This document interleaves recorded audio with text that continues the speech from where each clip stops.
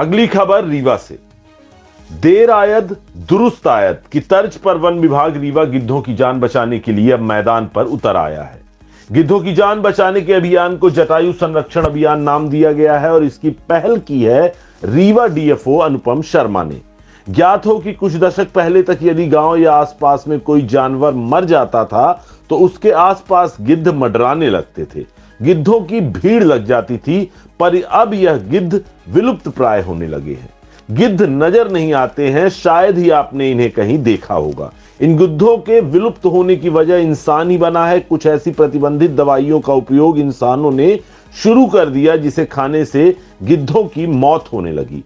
भारत सरकार ने हालांकि इन दवाइयों पर प्रतिबंध लगाया पर फिर भी पूरी तरह से सफल नहीं हो पाया है। चोरी छुपे अब भी इनका उपयोग हो रहा है। यही वजह है कि वन विभाग ने इन घातक दवाइयों के उपयोग पर रोक लगाने के लिए डीएफओ ने जटायु अभियान की शुरुआत की है। अभियान के तहत इन दवाइयों पर रोक लगाने के लिए वन विभाग का अमला दवा दुकानों, अस्पतालों पर पहुंचकर उनके उपयोग से दूरी बनाने की सलाह दे रहा है। इन प्रतिबंधित दवाइयों की जगह पर विकल्प भी बताया जा रहा है। इस अभियान में वन मंडल अंतर्गत आने वाले सभी रेंज अफसर और कर्मचारियों को अभियान से जोड़ा गया है। बकौल वन विभाग अब तक यह अभियान काफी सराहनीय रहा है। रीवा में कई ऐसे क्षेत्र हैं जहां गिद्धों की संख्या बढ़ रही है। यदि वन विभाग का यह प्रयास सफल रहा तो आने वाले दिनों में यह दोबारा से हमें नजर आने लगेंगे। आपको बता दें, गिद्ध मुर्दाखोर पक्षी होते हैं जो सड़े गले मांस को खाते हैं जिसमें असंख्य घातक जीवाणु होते हैं। इस तरह गिद्ध प्राकृतिक सफाई कर्मी भी होते हैं। ये जहां मौजूद होते हैं वहां के पारिस्थितिकी तंत्र को स्वच्छ व स्वस्थ करते हैं, परंतु बीते कुछ दशकों से गिद्ध की संख्या काफी कम हो गई है, जिसके प्रमुख कारणों में से एक डाइक्लोफेनेक दवा का मवेशी के उपचार हेतु उपयोग है। उपचारित बीमार मवेशी के मरने के बाद जब गिद्ध उसके मांस को खाते हैं तो यह दवा गिद्ध के गुर्दों को खराब कर देती है, जिससे कुछ ही दिनों में गिद्ध की मौत हो जाती है। भारत सरकार ने 2008 में ही डाइक्लोफेनेक का जानवरों, मवेशी के उपचार हेतु उपयोग प्रतिबंधित किया था। इसके अलावा नीमूसलाइड प्रतिबंधित तो नहीं है पर गिद्धों के लिए हानिकारक अवश्य है, परंतु अज्ञानतावश कई लोग अभी भी इन दवाओं का उपयोग कर रहे हैं। इन हानिकारक दवाओं के बारे में संबंधितों को जागरूक करने के लिए रीवा वन विभाग ने जटायु संरक्षण अभियान की शुरुआत की गई है। गिद्धों को बचाने के लिए एक मुहिम छेड़ी गई है, क्या कुछ हमने गिद्धों को बचाने के लिए और उनके कंजर्वेशन को प्रमोट करने के लिए जटायु संरक्षण अभियान की शुरुआत की है।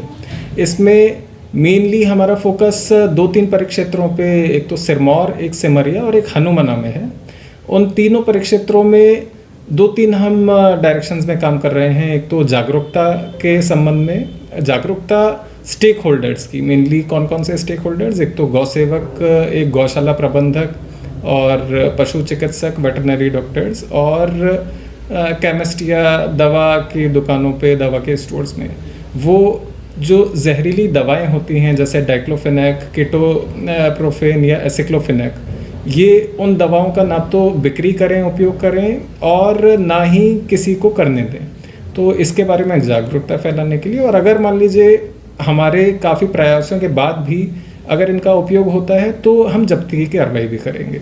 एक तो ये चीज़ें रीवा से शुरू हो रही हैं और कहीं से? ये शुरुआत इसकी रीवा से हुई है और इसका प्रतिबंध जो है वो भारत सरकार ने डाइक्लोफेनेक का तो 2008 में लगाया था और जो बची 2 दवाएं कीटोप्रोफेन और एसिक्लोफेनेक, इसके अभी 2023 में कुछ महीनों पहले ही लगाया है। तो एक काम तो ये चल रहा है जागरूकता का, दूसरा वल्चर मॉनिटरिंग का काम चल रहा है, क्योंकि अभी नेस्टिंग का और अंडे देने का सीज़न शुरू हो गया है और जनवरी तक रहेगा। तो उस समय उनका कंजर्वेशन, उनका मॉनिटरिंग ज़्यादा हम ताकत से कर रहे हैं और मॉनिटरिंग से ये हमें पता चल जाता है कि अगर कोई इमीडिएट कुछ समस्याएं आ रही हैं जिसका हम निवारण कर सकते हैं, जिसका वन विभाग कुछ कर सकता है उपाय, तो वो हम डिसीजन त्वरित तौर पे ले सकें। इन दवाओं से किस प्रकार के नुकसान होते हैं? इन दवाओं को बंद करने की कोशिश की जा रही है, किस तरह? इन दवाओं का उपयोग मेनली मवेशियों के लिए किया जाता है, उनके दर्द निवारण के लिए या उनके उपचार के लिए। और अगर वो मवेशी मर जाते हैं, ख़त्म हो जाते हैं, तो उनकी डेड बॉडीज़ को जो गिद्ध खाते हैं तो उनके लंग्स, उनके किडनियों में खराबियां आ जाती हैं और किडनी फेलियर, जिसको रीनल फेलियर भी बोला जाता है, रीनल फेलियर के कारण उनकी वल्चर्स की मॉर्टेलिटी होती है। तो अगर इन दवाओं का उपयोग कम होगा तो रीनल फेलियर्स भी कम होंगे, दैट मीन्स वल्चर्स का प्रमोशन या कंजर्वेशन होगा।